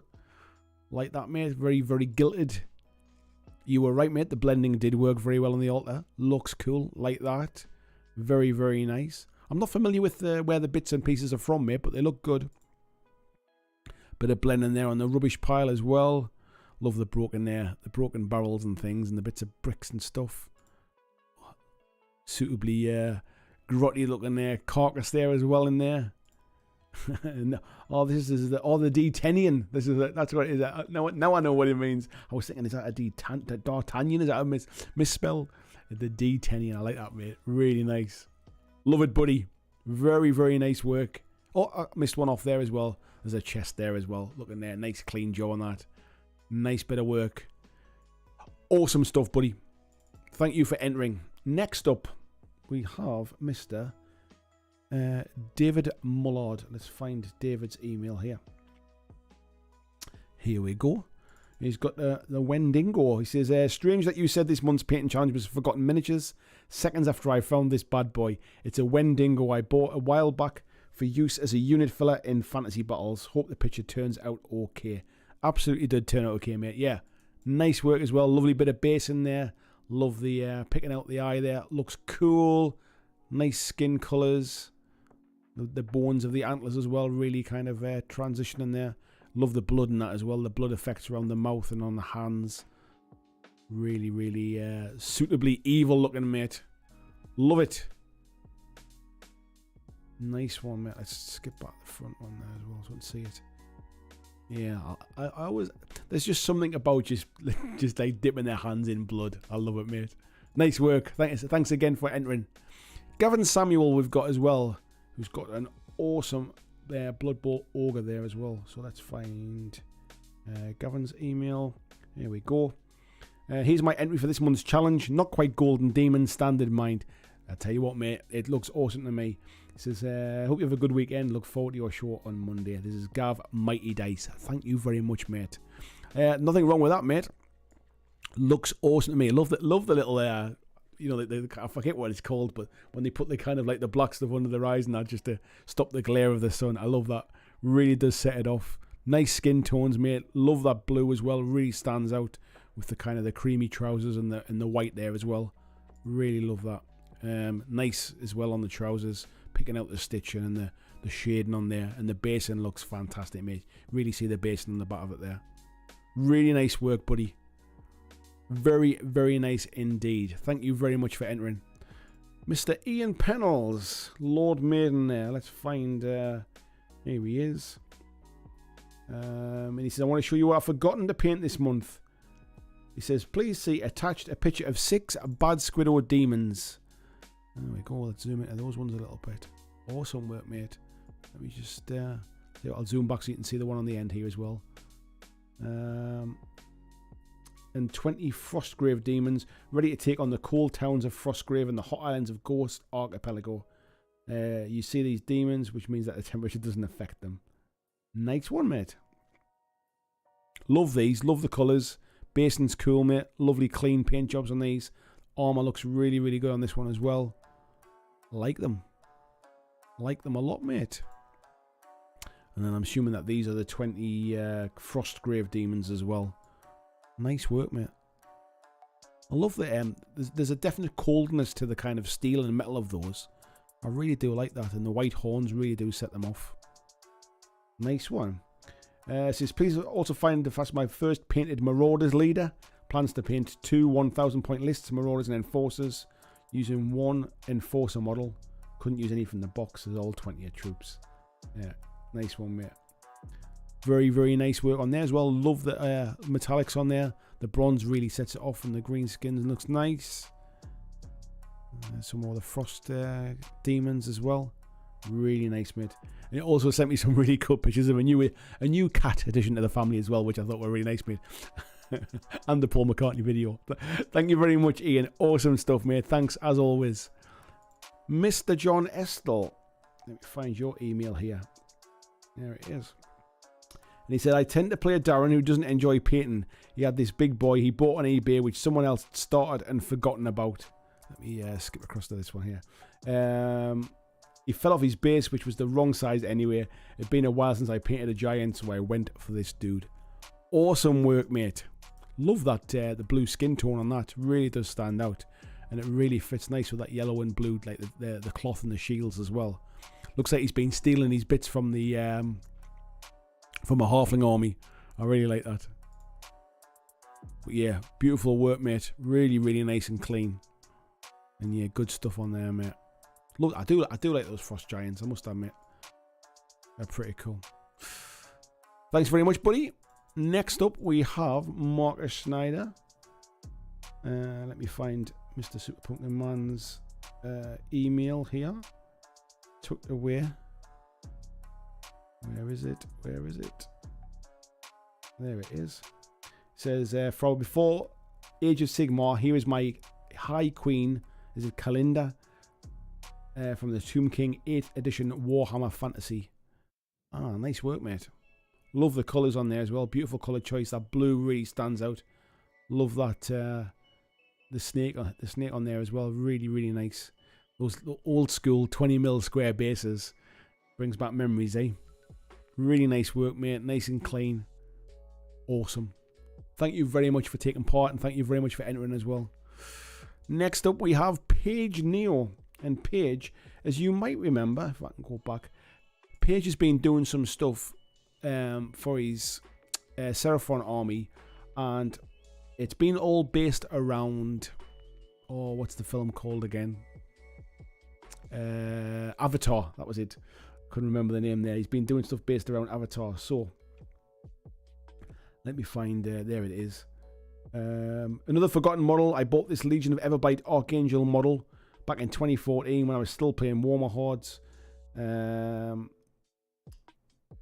it says he's been repurposing it for Kings of War Salamanders. Oh, sorry, yeah. Repurposing it for Kings of War Salamanders, Lizard Men, Avatar themed army as a clan lord on Fire Drake. And there's a few bits as well. It looks really nice, mate. And then we got here as well.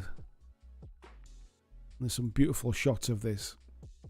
Love the kind of like almost, I forget what they're called now. There's a name for this stuff, isn't it? Like looks a little bit like a kind of like an eye on the back. It really, really does look cool. Love the color choices. Some beautiful stuff on there as well. Really nice work on the kind of the bones and the carapace type stuff, and across here the stretching on the wings. I love that blue and orange contrast as well. Really, really does look nice. And the rest of your army has these kind of aquarium bits on as well. That looks really cool as well. So for reference, there, I mean, you can see it there across the wings. It really does look beautiful. Love those kind of that orange to yellow kind of transition there as well, and the black really makes it pop. This is the reference photograph that he sent me as well, just to kind of show you what his reference material was for that from Avatar. So it kind of gives you an idea of the kind of things, how he's mixing in his army. But yeah, some cool stuff in there, mate. Really do love those colours. Bet they look fantastic on the table. Thank you very much, mate. Next up, Mr. Scott Webster. And Scott has done a couple this month. Let me find his email. So as you can see, this one is, oh, I forget what they're called now, but they're Skaven type stuff. But I love the work that he's done on this. Let me just zoom in a little bit. That green looks fantastic, and the warpstone glow stuff on here is really nice. Love that sort of through there. Just looks brilliant. Love the metallics. The wood looks good. Done a cracking job as well with those little fellas. Really, really nice work on that, mate. I always love these big models, and that one's fantastic. And then here he's basically been doing. Let's have a look. He says the single photo is Hannah Lovelace. There we go. From the Outcast faction from Malifaux. Sat on my desk for months waiting to be done, but she kept getting forgotten about in place of other things. This looks awesome, mate. I was looking at this tonight, and I love this model. Done a fantastic job of it as well. The book just looks so clean on there. The coloured wires across the back. The basins really nice. The metallics. Whole thing, fantastic model, mate. Really, really good job. And he said the multiple photos are the Dragrai Icecast from Simon's Dark Age. My favourite all-time game. Loved everything about the game, top to bottom. Managed to grab the starter and paint up one half of the game, was essentially shelved by Simon. They've sat forgotten on my shelf ever since. So I decided to get them out for the challenge, and that's what these are. These are awesome, mate. Love the colour choices. The silvers, greys, and the blue go together. It really does just like screams like frosty and cold, doesn't it? Love these, mate. Really, really nice work. They look awesome together as well. Gold's really, the golds really fit in well as well. Nice, and the ice swords. Awesome work, mate. Love them. And then last but not least, we have Stephen Hallowich. And Stephen has been painting a bit of Armada stuff. Let me find Steve's. There we go. He said he has so many forgotten things in his pile of shame, it was hard to pick what to paint. So he went with his Basilean fleet for Kings of War.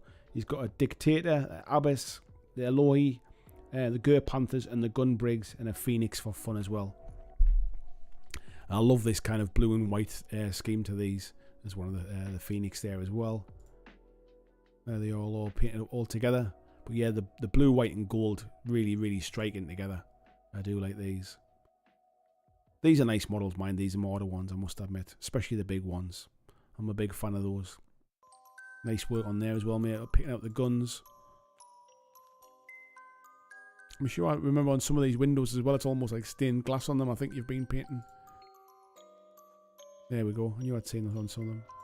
Looking really cool, mate. Some nice colour choices there. Nicely done. Just need to get them on a table and get them sailing now, mate. That's the way to do it. Yeah, but nice colour choice. Lovely blue on that, mate, as well. Yes. So, that is this month's challenge, and everybody that's entered. Thank you, every single one of you who's been into the chat tonight, into the challenge, I should say, this month. So, what was I just going to say? Yes, October's challenge. So, October's challenge starts today. It ends on the 30th, Sunday the 30th of October. And let me just double check and make sure. I'm sure Monday is the 31st. Yes, Monday is definitely the 31st. So you have a total of 1, 2, 3, 4 weeks. You've got 4 weeks to paint for this challenge. It ends on at 11:59 on Sunday the 30th of October, and we will do the live stream on Monday the 31st of October. And unsurprisingly and unoriginally, the theme for October is Halloween. Now, I was just going to say kind of monsters was going to be the theme, but seeing as the live stream where we show them all off will be on Halloween, will be on the 31st, we're going to say Halloween is the theme. So, I want to see you painting pumpkin patches. I want to see you painting ghosts and ghouls and monsters and zombies and vampires and all manner of kind of evil creatures. If you can link it back to Halloween, I'm happy for it to be part of the Halloween theme. So it doesn't matter what game you're playing, monsters, you know, that kind of stuff. If you paint something and put some pumpkins on the base of it or something like that, we'll count that as well. So yeah, Halloween is the theme for this month.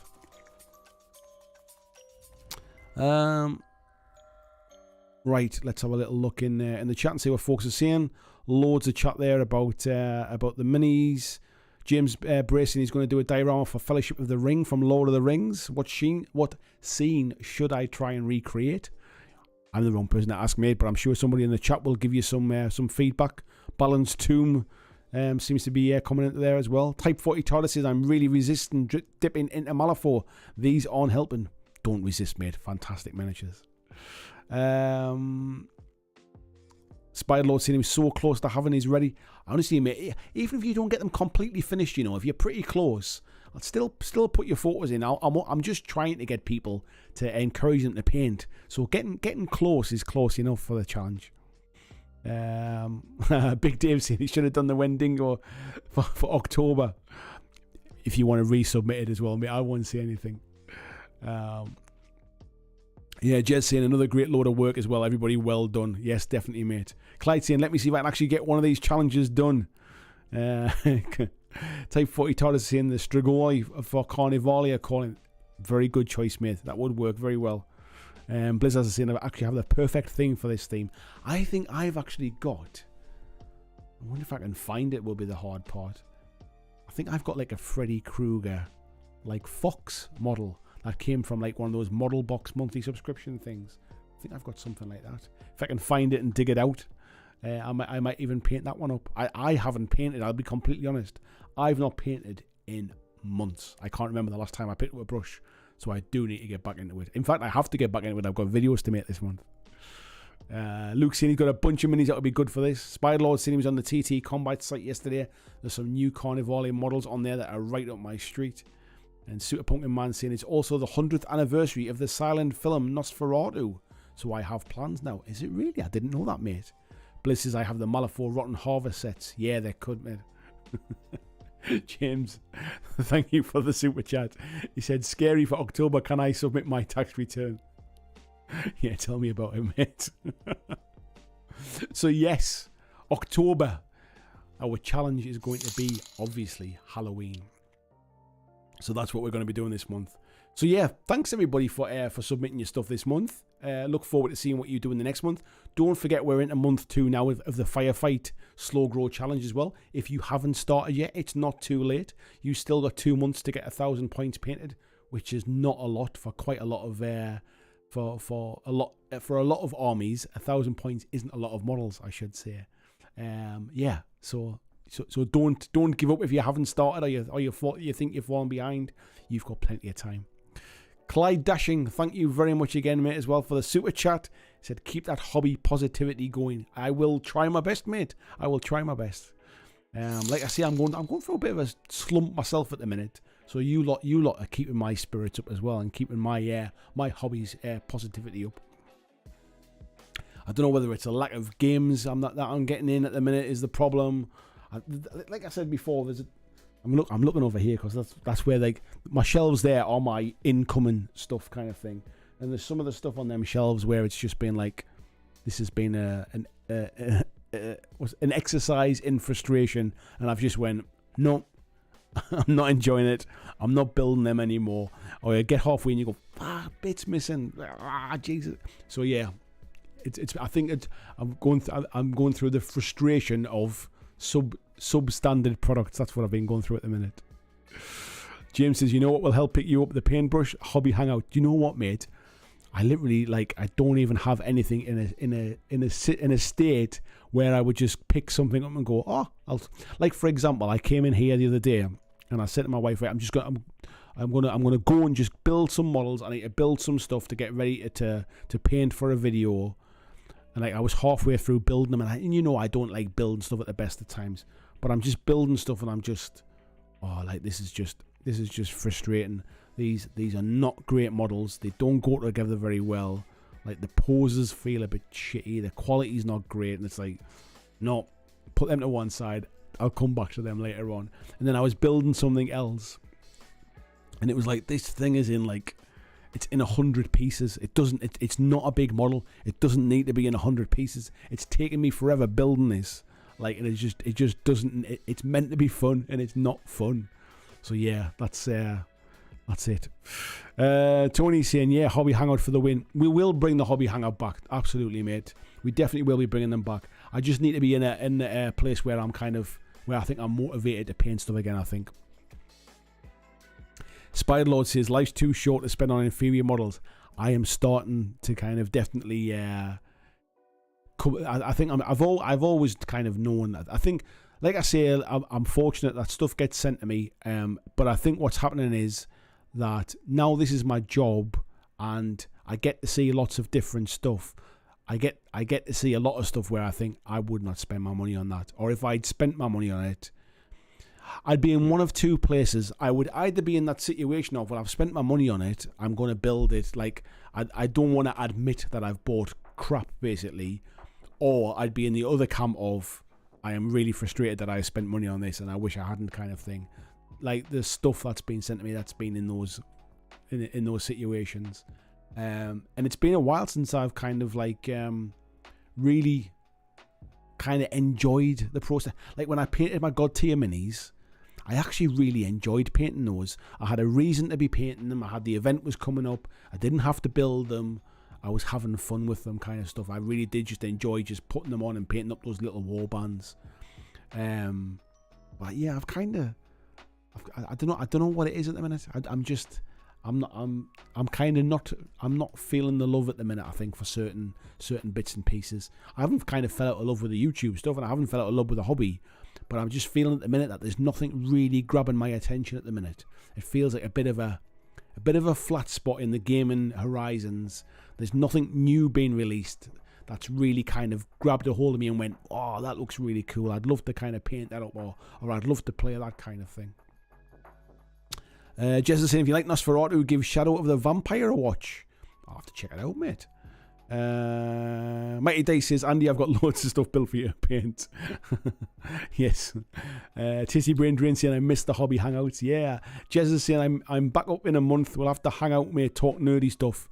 I'll tell you what, mate, there is definitely an element of that as well, and it's something I'm very, very consciously aware of, and I've mentioned this before on live streams, that working on my own, I think I do get a little bit kind of cabin fevery as well. I think that working on my own, not getting out to play games as often as I should, and that's my own problems of being able to like get out and find the time to play games and stuff. I think I end up kind of getting into that, almost into that kind of downward spiral a little bit of like, I'm not having much fun, I'm not talking to anybody, I'm not seeing anybody, I'm not talking about games, I'm not playing games, I'm not having fun. Like, I think you can get down that way a bit. Clyde says, sounds like you need some Malifaux to cheer you up. Do you know what it is, mate? I have been reading and listening to a lot of Malifaux stuff. Malifaux has always inspired me. I'm always a big fan of Malifaux stuff, and I've been kind of delving back into that. I've actually got some Malifaux here that I haven't built yet, that I might use that to try and get me out of a bit of a slump. Spiderlord says, maybe find a nice STL to print and paint. Oh, do you know what it is, mate? The idea of printing models at the minute does not fill me full of excitement either. James says, I would still love to see you go fully into building a diorama. Do you know what, mate? I've started building. In fact, 2 seconds, right? And I will get you what. So I've started building this, and I've been filming the process, and I'm kind of in a bit of a bit. I'm in like kind of like, I'm at that point of like, I don't know where to go next. So hold the phone. I'll keep talking here, so hopefully you can still hear me, and I'll show you what I've been doing. So a while ago, folks, you will know. Get here. A while ago, you will know I was building the subway for Marvel Crisis Protocol. I've been printing off loads of terrain and stuff to build a full board, and it's all kind of been waiting there to be done. And what I decided to do was to try and do something a bit different. I decided I was going to build a diorama out of the subway board. To put like some Marvel stuff on. So this is what I have so far. You're getting a peek behind the curtain now. Let me turn this around. Alright, we'll lift it up. So this is what I've been building so far.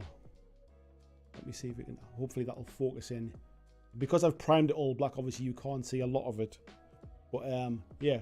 So let me get a bit closer to the camera. Let's zoom. I need some light on it, maybe. I'll try not to hit the microphone as well. You can kind of see there in the light. We need a better. But you can kind of see I've been there. There's a little kind of sort of newsstand here with some bins and stuff. I wonder if I put it here, maybe. Well, I don't want to tilt it over because the bits will fall off. It's not all glued down. Anyway, that's what I've been working on. And I've been in fact, let me see if I did have a picture on my phone. I wonder if I can show you the picture better than I can show you the. Let's have a little look here. I wonder if the picture will show better if I show you. Oh, I want to just. There we go. You kind of see it there. Anyway, that's what I've been working on. So yeah, but I've kind of got to the point now where I need to start putting paint on it. And it's weird, I haven't painted in so long. I've almost got that like nervous, like, I don't want to screw it up now. I don't want to mess it up. I've got this far. So yeah, I've kind of, yeah, made a start anyway. I made a start. So we'll see how we go with that one. Yeah, Tony would be a guru. Yeah, Tony, maybe I need to get you to tell me what to do next, mate. James says, have you seen some of those Carnival minis? I haven't actually, mate. I've not seen any of those new ones. And James says, still looking forward to a BlackJack weekend. Yeah, I must admit, I kind of got completely sidetracked with that. It was meant to be getting organised, and I think doing this firefight event things I've kind of forgotten about the BlackJack weekend thing. I think we'll probably have to do something for next year, I think, now. Tony's saying I can empathise with you on that. I have to want to paint them up. That's why I started doing scenic stuff. It's a nice change of pace and very achievable. I think the thing with the scenery stuff is it doesn't really come natural to me. I've not really done a lot of scenery stuff in the past, so it's almost like a new experience to me. So I think I'm feeling like I need to get over that hurdle of actually like, right, I'm going to make a start on it kind of thing. Clyde saying, yeah, love those Malifaux old-time radio stories. They're fantastic, mate. Really, really good. Mighty Dice is saying, oh, that's a nice paint rack. Oh, yeah. There you go. I forgot I was covering it up most of the time. Lee saying, yeah, love that diorama. I feel inspired. I wish I was inspired, mate. I got this far, but yeah, not managed to finish it off. And Tony saying, yeah, we have the channel always open to questions. Thanks, mate. I might be using that.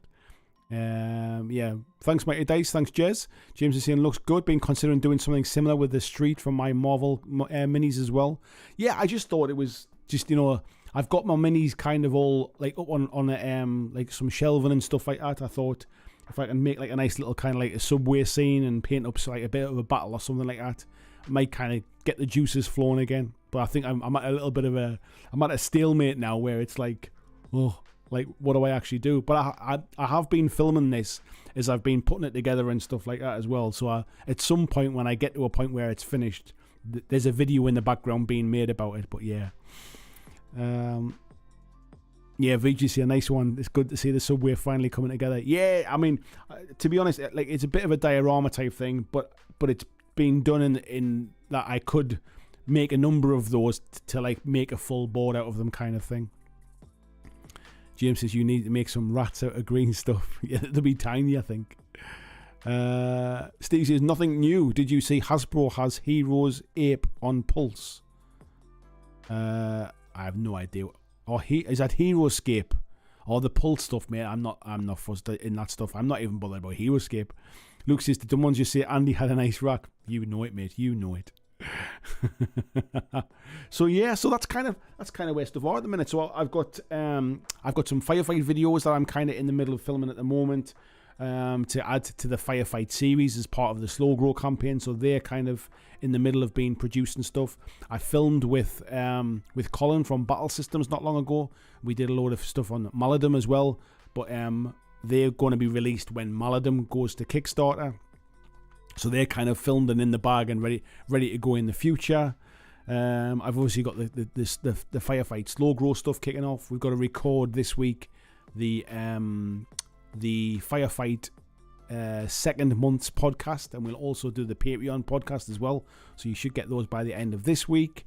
And whilst I remember as well, there is no live stream next Monday.